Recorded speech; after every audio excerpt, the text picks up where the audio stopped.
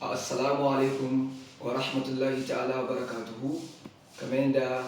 ‘yan uwa ɗalibai da masu kallo da saurare kuke gani a cikin hukuncin Allah mun dawo karatunmu bayan sallah kuma alhamdulillah za mu tashi akan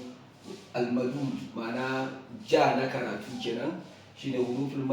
hija'i harufin larabci na arabiya guda 28 ɗin nan to ma almadi bil alif tare da jan alifin to kowane harafi za a koya masa jan alifin a gaya ake daga shi insha Allah ta'ala sai a biyo ni sai mu ji ya mai muka samu a yanzu. Bismillahir rahmanir rahim. Kamar yadda mai kallo da saurare yake gani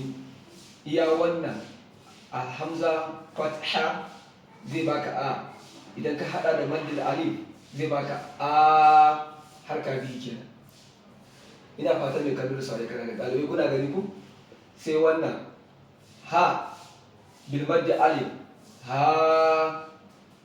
a ainun fataha kenan zai baka a bil maddil alif a, ita ba za ka ce a irin wannan ba saboda me ba kamanninsa ɗaya ba suna zai bambanta a ka'idar wanda ka'ida ke sai suna ya bambanta. Malaman larabci da malaman tajwidi suka ce a ake cewa sai wannan ha kaga da bambanci wannan ka samu ha to kar ka ce ha a ba zai yawo ba dole sai ka bambanci ha bil maddi alif ha gha bil maddi alif gha kha bil maddi alif kha qa bil maddi alif qa ka bil maddi alif ka ja bil maddi alif ja ma'ana da Hausa ja da jan alifun ja kenan shine da larabci ake ta bil maddi alif kenan sai sha da jan alifun sha ya da jan alifun ya ga bil maddi alif ko kace da jan alifun zai baka ga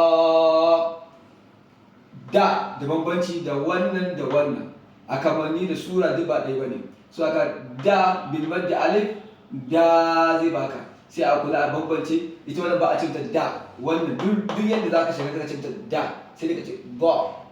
Ina fatan mai karo sai kana gani dan sake mai tashi a yanzu ba tare da nayi irin wanda ne a farko ba. Misali a a a ha a ha gha kha qa ka ja sha ya ga da. To muna fatan ubangiji ba mu dacewa. Wassalamu alaikum.